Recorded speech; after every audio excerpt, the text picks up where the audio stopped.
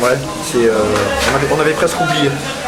Non, ça fait plaisir, même si elle a été un petit peu à l'arraché sur la fin. Voilà, on s'est compliqué la tâche. En première période, je pense qu'il y a les moyens de se mettre à l'abri, parce qu'on avait du jus et on a développé du jeu.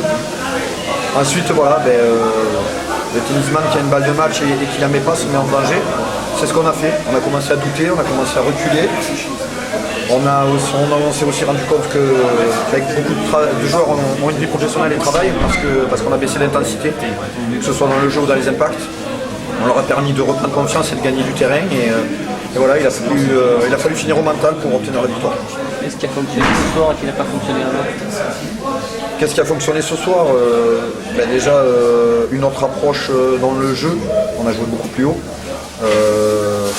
On a aussi, malgré l'état du terrain, développé des phases de jeu très intéressantes dans la première demi-heure. Et puis après, on a été solidaire, on n'a pas lâché. Voilà, on a aussi ouvert le score. C'est important d'être devant. Et voilà, c'était une mission compliquée contre la meilleure défense du championnat. On a réussi à le faire, il fallait tenir. Le commande du match, c'est quoi? C'est la première minute de cette action ratée de Bourg-Perronnet?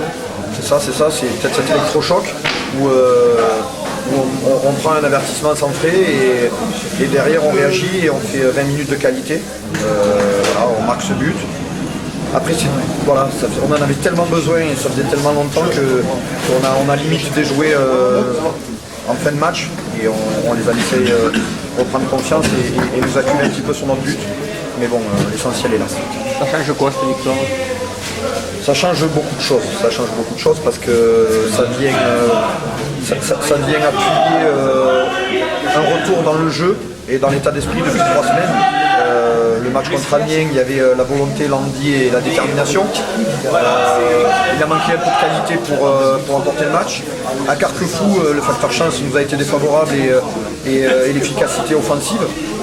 Et voilà, aujourd'hui on a réussi à mettre un petit peu de tout et cette somme de détails nous a permis d'emporter. Donc voilà, j'espère qu'on va s'appuyer sur ça et qu'avec l'arrivée des nouveaux et le retour de Khalid et de Florian Fabre, on va redécouvrir le Businessman du Gard qu'on a connu l'année dernière. 4 mois de galère, c'est terminé, vous tournez la page?